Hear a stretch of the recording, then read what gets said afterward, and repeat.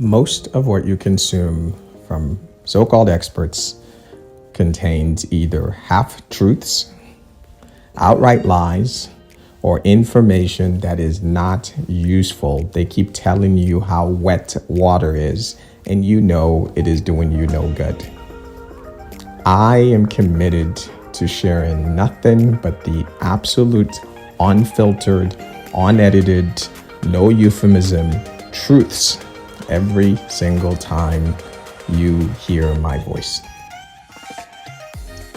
Welcome, everyone. I have been having this conversation with my friend Anna, who is in Australia. We've been talking about human to human relationship in the customer experience. Anna, are you still with me? I am still here, Amos. Thanks for having me back. You're welcome. I'm excited to have this second part of this conversation. So, you educated me a lot around how we think about the front end of the funnel today and conversion and how that sort of operates. And now I want to turn the conversation and set the stage again into in today's world, we acquire a customer, right? We deliver some goods and services to them, and then we never talk to them again. Most companies. And to the extent we talk to them, it's when they call in or email or go online and send a chat and have a problem. And we work really, really, really hard to solve whatever problem it is they have. And then rinse and repeat. And then eventually, like some relationships, they want to break up with us, right? They say, hey, I want to cancel. I think about the cable companies, for example. The cable companies have a retention department that if you called and said, hey, I want to break up with you, they send you there. But when you get to this place, it's not, let me tell you the value in anything. They just simply go, hey, how about how about we give you a discount, right? Because, clearly I'm not a customer. I am for sale. I am some type of deal. And they throw money at the problem. And maybe the customer stays and maybe they don't. So as I think about your framework, first off, let's start by you just sort of saying, like, why have we accepted this to be the norm? And do you agree that there could be a better way of retention and loyalty than all the ways we're doing it today? Absolutely. And, it's not me saying it. Look at the stats. If retention and loyalty and all of that was not severely dysfunctional, then we would have really good retention and a lot of businesses would have really loyal fans. And that isn't the case. Right now, the status quo is to put all of the energy and all of the funding into customer acquisition, right? So customer acquisition costs are escalating. I think the latest Shopify figures show that customer acquisition costs are going through the roof. It's becoming untenable to acquire customers. So unless you've got large pockets of VC funding and you're in the red, creating a sustainable business is getting harder and harder. And why is that? We look at, and it's not just digital businesses. You look at established institutions like banks, right? And I'm sure it's the same in the States as it is here in Australia. You're a loyal customer of a bank for years and years. You go in with a complaint and you say, listen, you've got to help me out. I want to stay with you. I want to stay with your institution, but this isn't working. And they go, too bad, so sad, right?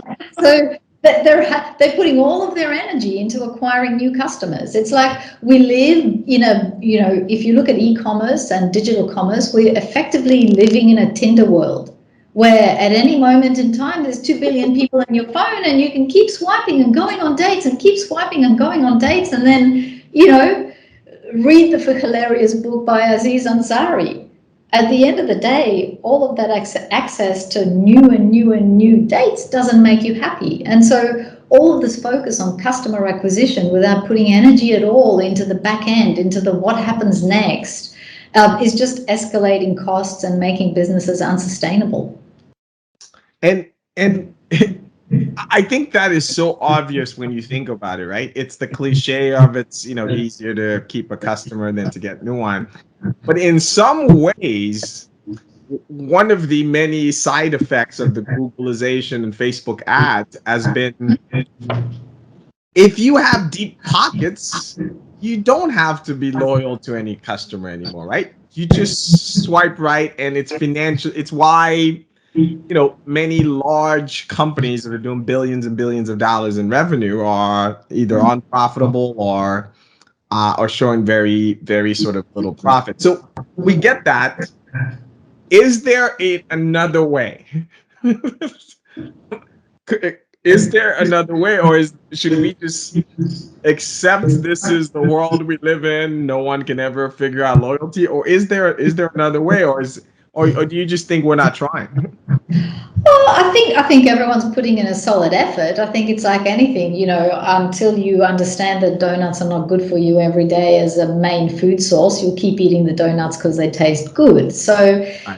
yeah, there is a better way. There's a better way, and in the last couple of years, I've had success with over 100 different brands. So all high growth brands exporting into new markets, and we've consistently been able to raise customer loyalty, retention, and lower customer acquisition costs for all brands, from literally from racehorses to shoes to engineering companies, like right across the board. And the reason we've had this success is because we've gone back to first principles. How do people form relationships? There's a pattern to that. We can leverage that. How do people make decisions? There's a pattern to that. We can leverage that. I'm sure your audience has come across Robert Cialdini's work. He wrote a book, Principles of Influence, back in the 80s. I don't know, it's a gazillion copies sold, right? The book is brilliant. It talks about 7 levers that you can use to influence anyone about anything. And we know this stuff, and then it's like a giant mass amnesia when we step into the digital space and we don't use any of these same tactics. We forget that at the end of every transaction in the digital space is a human, and humans are influenced in predictable ways. So it's just a matter of kind of reminding ourselves and not accepting the status quo and saying, yes, there is sensibility in putting energy into customer retention. We're going to weather the storm of economic downturns better. We're going to build a loyal customer base that will stay with us for better. And we're going to create, at the risk of sounding old, go back to the old-fashioned world where businesses made profits. I'm radical, right? So I'm gonna just stay on this radical role and throw something very controversial out there, right? Your low conversion rates are helping your competitors grow. And here's the science behind that. 97% of the customers that come to your website leave. And these could be customers looking for a new product, or it could be customers coming in to get reassurance or make a complaint or whatever. But 97%, if your conversion rate is 2 or 3%, 97% of people leave. And the people that leave, because there's now an element of frustration, they didn't get what they wanted when they came looking, they are willing to spend up to 16% more with your competitor. So your failure to engage, your failure to delight, is making that customer go to your competitor who's in the next tab. They're not over here in Australia. No, there's zero energy to go to the next tab, and they're willing to spend 16% more. So your low conversion rates are helping your competitors grow. And man, when I think about that, I wonder, when most people say that, hey, we're going to spend energy to keep a customer, right? Whether that's keeping them after they've purchased, keeping them on our site, and through all of that, it seems to be very sort of reactive, Mm-hmm. um, and almost selfish. And I don't mean selfish in any judgmental way. Like that's sort of weird. So what I mean by that is, if you come to my site and I think you want to buy something, I'm going to put this big buy something button so that you buy the thing and you're off, right? There's all this literature around. Don't let them hang around your site that often. Quickly convert them, off you go. On the support side, if you come to my site looking for help, it's also the same deal. It's costing me money if you want to have this. Let me just give viewers, here's an FAQ, what have you. So like there's this pushed in the other direction, and I'm a recovering technologist, so I'm not bashing technology for technology's sake. I'm simply saying there's this energy that's like, I don't want to really interact with you any deeper than come in, get the stuff, you got problem, here's the answer. And what do you say to that kind of reflexive businesses leaning away, if you will, like I want to be sanitized. Come in, buy the stuff, go. Have a problem, click here, off you go. And then I hear you talk about building a relationship, and it seems like the marketplace is going fast in the opposite direction. Yeah, I mean, it's a great point. And I actually enjoyed one of your past interviews with Stephen where you talked about this at length. So I think direct your audience there. I won't repeat any of that goodness. But I think fundamentally, let's take an example. Let's look at a business like Qualtrics. So Qualtrics started with doing survey stuff, and now, I think they raised $600 million at the last raise. They're enormous. And they're able to effectively formulate how to do the retention part of customer service at scale by looking at patterns and being predictive. So as an example, if you're selling shoes and there is a break in a particular line of shoes and people are coming back and complaining about, this particular model of shoe more than the average, they can capture that and get the customer service departments to proactively reach out to people who bought those shoes and say, look, we know that we've got an issue with these shoes. You might want to keep them, but if you don't, here's a remedy.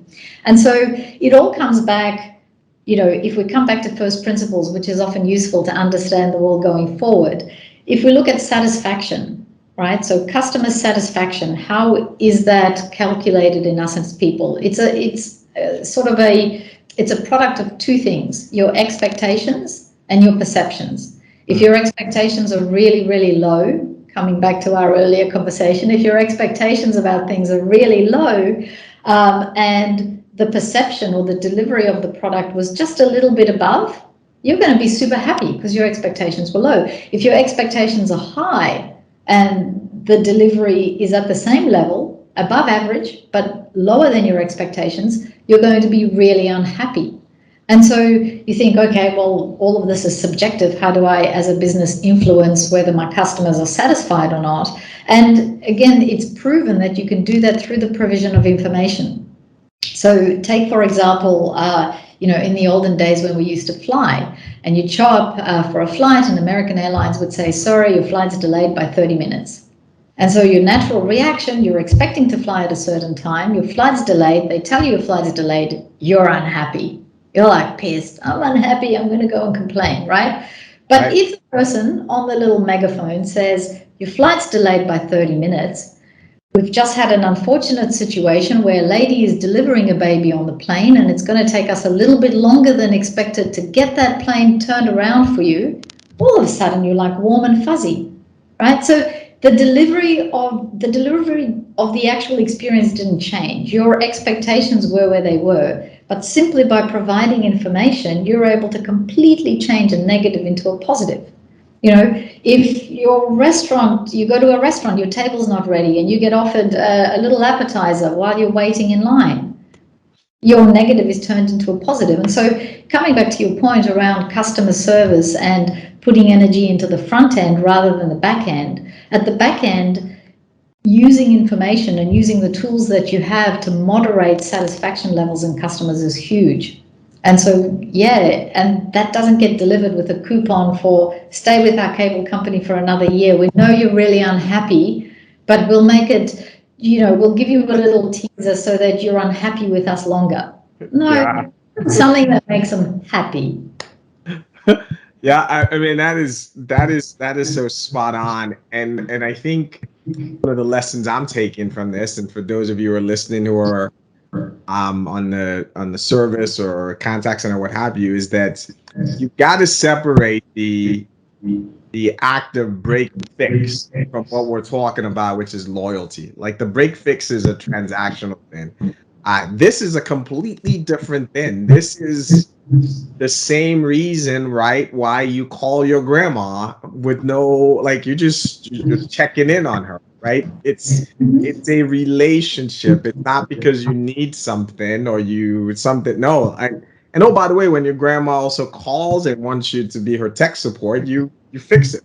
But then that doesn't now mean you still don't work on the relationship. And I think it's that mindset, and for too long we've kind of given up on that. everything has become, I can acquire a new customer by going out and just paying for it, eating into profits, or I can acquire a customer by giving the one who is unhappy credits, again, eating into profits. Like we have no other tools in the tool belt. There's a giving up on it. And in some ways, you know, when I talk about service, about why companies don't invest and do all the ROIs on it, this is part of the reason. Like if you're pouring all of your money into acquisitions, right, and credits and those things, then all of a sudden you don't have monies to pour into this thing you consider, kind of mundane, because we've not done a good job of tying those kinds of service things into retaining a customer. It's not purposeful. Does that make sense? Like it's just, you're just answering questions and doing that. It's not a purposeful thing that's designed to create bond. Absolutely. And you probably would have come across Alain de Botton. He wrote a famous book called The Week of the Yeah. Emperor, right? So Yes. I don't know if you've read his follow-up or your audience has. I totally recommend it. It's called The Course of Love. And The Course of Love is a book about, everyone wants to know how I met you, right? How did you guys meet? Oh my God, how romantic, terrific, whatever. But it's what happens after that that's interesting, right? It's what happens after the honeymoon that is the make or break in a relationship. And this is, the parallels between human to human relationships and human to digital or brand relationships are so incredibly high, right? We get so focused on the acquisition. It's the sexy part. Let's get new customers in. Yay.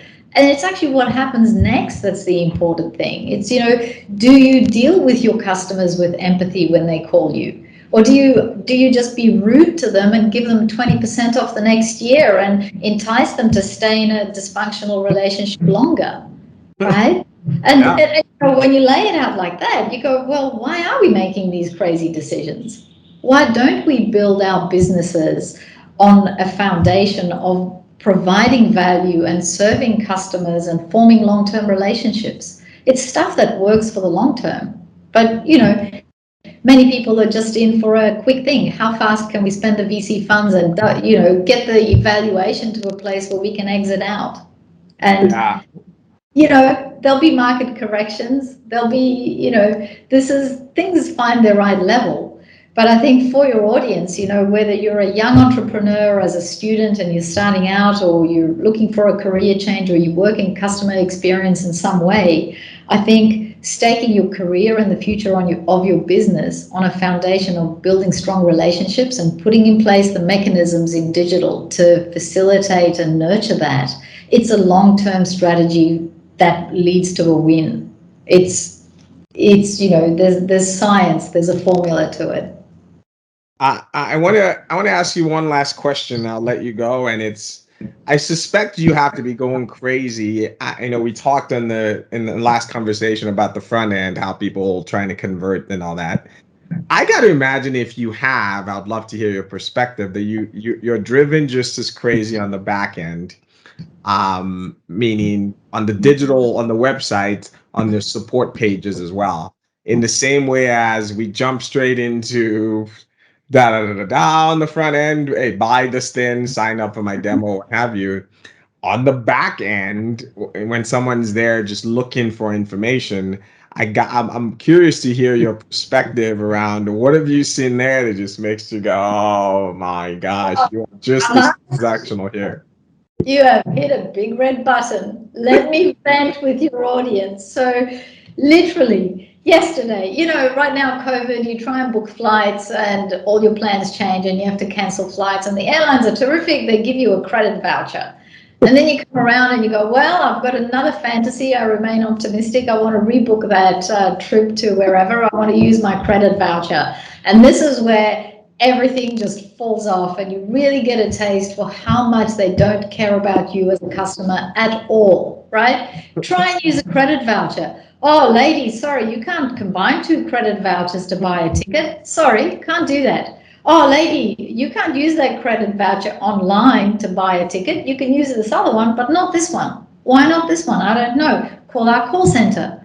Call center's busy. 3 hours later, you get a call back. Sorry, I can't help you out with that. I mean, it's just atrocious. It's like literally you finish a day of trying to rebook a ticket with the money that was yours in the first place that the airline has held for the last year and a half, right? And you Yeah. feel battered from the experience. And there is, you go again from being, I don't think anyone has very high expectations in these situations. Wow. Anyway, you just don't want to be really, really mistreated. You'll just be happy if you were treated okay. So yeah, there's lots of examples, and I'm sure your audience will have tons of their own experiences where you just feel like, hang on, why am I being penalized for being a loyal customer of a brand? And the psychology of that, right? I suspect in that same moment, if you wanted to buy a new ticket, right? You click on Google, there's an ad, and meanwhile, like I've already paid. I'm already a customer. Like I already, right? Versus the person who's comparing you to all the other airlines. I'm here. Like you've got me.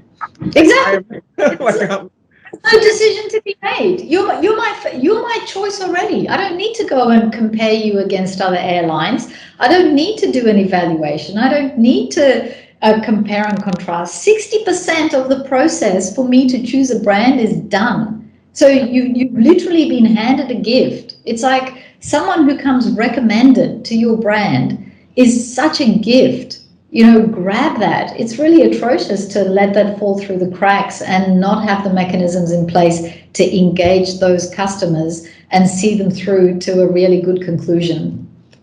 it reminds me of some of the legendary businesses that, some are world famous, some are known locally or what have you, who don't do any marketing. Mhm. Not that there's anything wrong with marketing, who says their entire business is word of mouth. And when you go study each and every one of them, and probably one that comes to mind at scale is Zappos. I don't know if you. Yeah, I lived in Vegas. I know Zappos super Okay, well. so at least when the late Tony Hsieh was there, like it was kind of this oddity of a place that focused, all about keeping the existing customers they had into this rabid fans. And the economics would just bore that out, right? Like they did sort of these radical things. So if you think about business after business, if you put it on a spreadsheet, right, for the quants out there to say what's the economics of keeping customers and treating and building versus going in and doing more paid search and clicks and all of that, it's sort of a no-brainer. I guess I'll leave you with a very difficult question, which is what is it about this, right, that most companies just decide not to do? Is it because there's so much free money? Is it because it's like doing the dishes and it's not as sexy? What is the thing that drives people right to the the loving arms of Google and Facebook or whatever and spend all their monies there and drain profitability versus doing this, which it's the economics are better, the everything is better, but we keep going there. Is it like I just like the taste of donuts and I am gonna just eat it regardless of what happens, no matter what I read?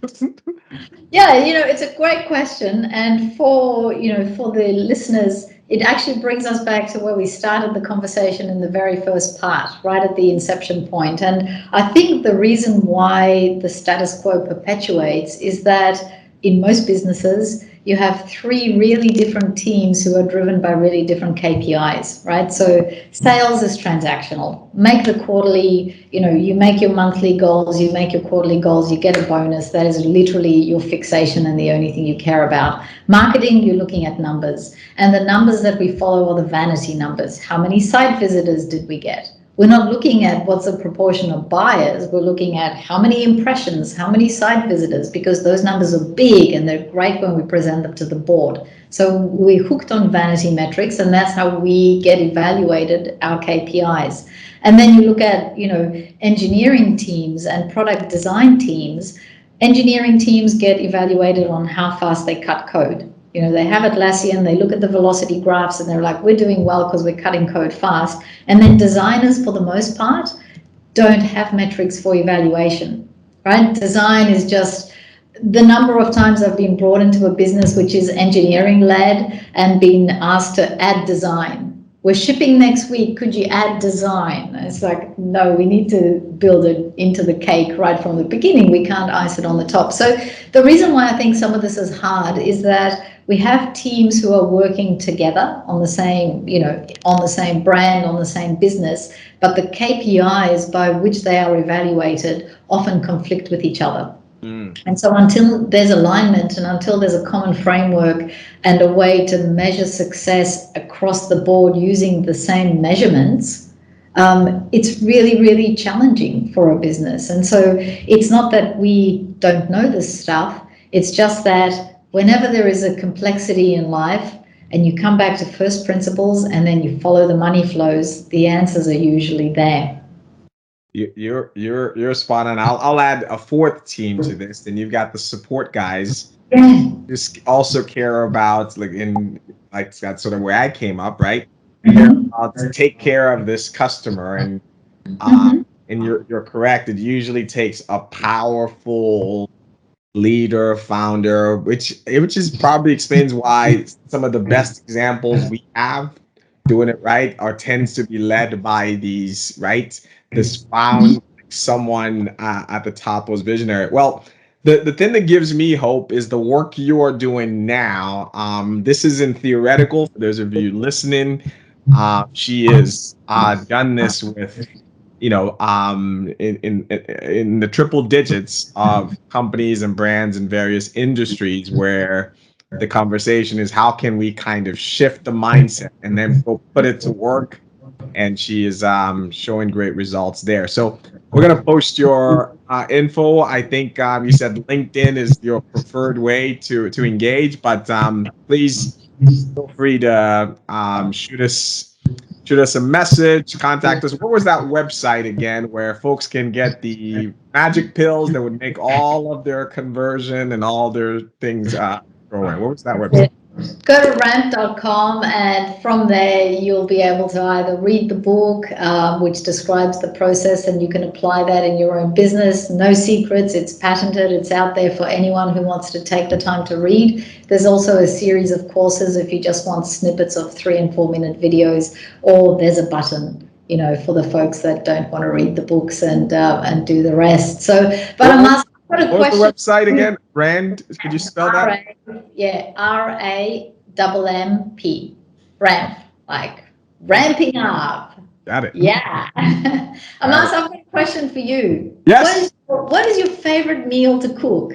I think that's one of the questions you've asked me. So I know you're a bit of a chef. What is the thing that you go to for?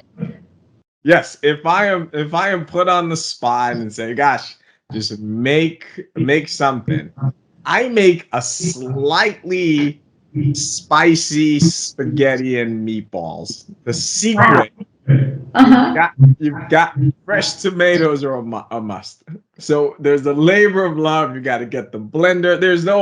I don't have any. She has a magic button. There's none for you here. You gotta take the tomatoes. You gotta blend them.